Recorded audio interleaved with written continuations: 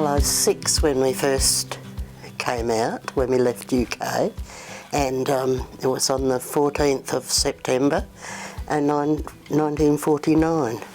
Yeah. So I was very little, don't remember terribly much, but little bits, yeah. My first impression of coming to Australia was actually the port, and then they took us to Point Walter, to the migrant camp there.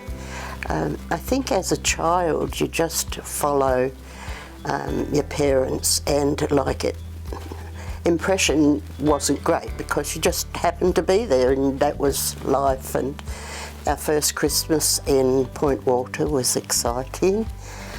And yeah, we lived in Nissen huts and I learnt to swim. I remember they gave us bathers, and they were knitted bathers, and when knitted bathers get wet they lose their style.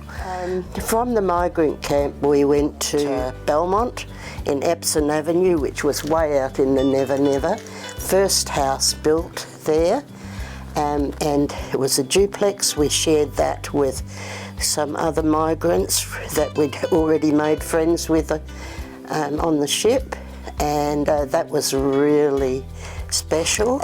Life was so different. Like in UK, we played around on the top of bomb shelters, and here in Australia we went out in the bush and looked for animals and the flowers and all that sort of thing, and it was so different and so free. We lived first off at the number 7 pumping station, Gilgai. We had a 1-teacher school, 12 students, and 3 of them was from my family. We built our own war memorial out of bricks and stuck a cross on the top of it.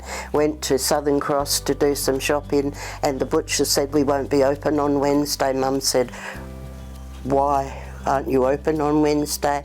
And she was told it was Anzac Day. She said, what's Anzac Day? They were horrified. You don't know Anzac Day? Yeah, it's just going to school there was very special.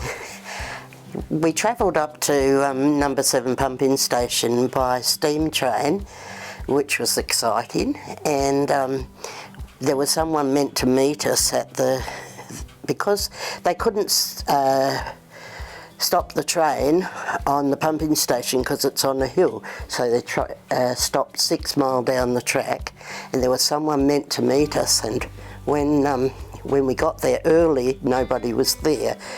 So this was our introduction to the bush. It was a different life altogether to what we had experienced in England. I had a 3-legged poodle, and we went off to Poodle Rescue in Southern River, and Ben was quite an attraction there because of his 3 legs.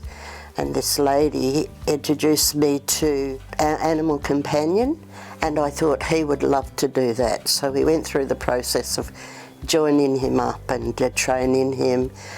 And then he went into nursing homes, and then eventually he went into Princess Margaret, which was wonderful. He just loved the kids. He only died this year on the 4th of June. And every time he heard a child's voice, he would get excited. He just loved them so much.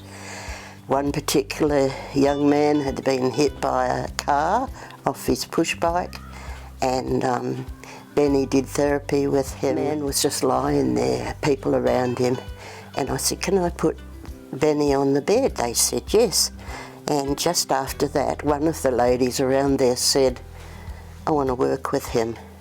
Can you come in every week and work with him? And I said, what made you say that? She said he hadn't moved a muscle until you put the dog on the bed, and his eyes moved. And from then on we went in every week and worked therapy with him.